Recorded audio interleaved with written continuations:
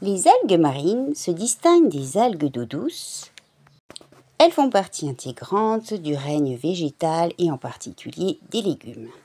À moins de vivre dans une zone portuaire ou en bord maritime, on entend très peu parler et finalement on ne les retrouve que dans des magasins et des épiceries. Utilisées dans les domaines de la gastronomie, de l'agroalimentaire, ainsi que du cosmétique, voire de la supplémentation, c'est ici que je vous parlerai plutôt de son côté gastronomique et de ses bienfaits sur la santé.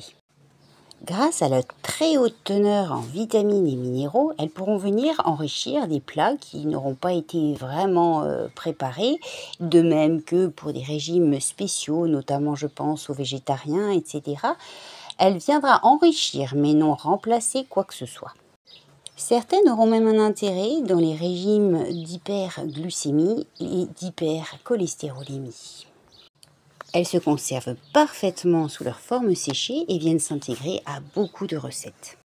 Seule mise en garde, leur taux de iode étant très important, les régimes pour les cas d'hyperthyroïdie devront vraiment ne pas en consommer. Et d'autre part, il faut savoir qu'elles sont très riches en sel. Parmi les algues rouges, voici le nori. Alors le nori a pour principal avantage d'être très riche, très antioxydant, bourré de vitamines et de minéraux, comme la plupart des algues, et pourra donc satisfaire à des régimes, notamment végétariens, en accompagnement et non en remplacement. Je suis toujours insistante sur ce point-là. Elle est intéressante pour les régimes alimentaires pauvres en viande, étant donné qu'elle est riche en cyanocobalamin, donc vitamine B12, et dans le cadre des sportifs, étant donné qu'elle est très riche aussi en sel et en antioxydants, vitamines, minéraux, qui pourront satisfaire à leur sueur. Toujours parmi les algues rouges, je vous présente la dulce, qui se fait pré-tremper d'abord pour son dessalage et ensuite se consomme de façon soit crue, soit cuite, mais majoritairement cuite.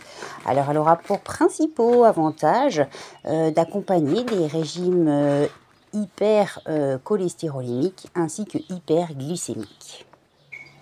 Et voici une troisième sorte d'algue rouge, l'agar-agar, qui est davantage utilisé pour des mets en gelée, éventuellement en dessert, tout comme en salé, et dont le principal avantage est sa richesse en fibres, donc pouvant être utilisé dans les cas où éventuellement il faille des fibres végétales pour lester les selles, ou tout bonnement paresse intestinale.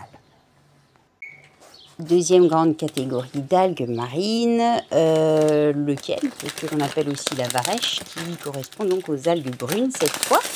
Alors elles sont plus riches en glucides également, donc conviendront par exemple au régime de sportifs ou de personnes un peu dénutries momentanément.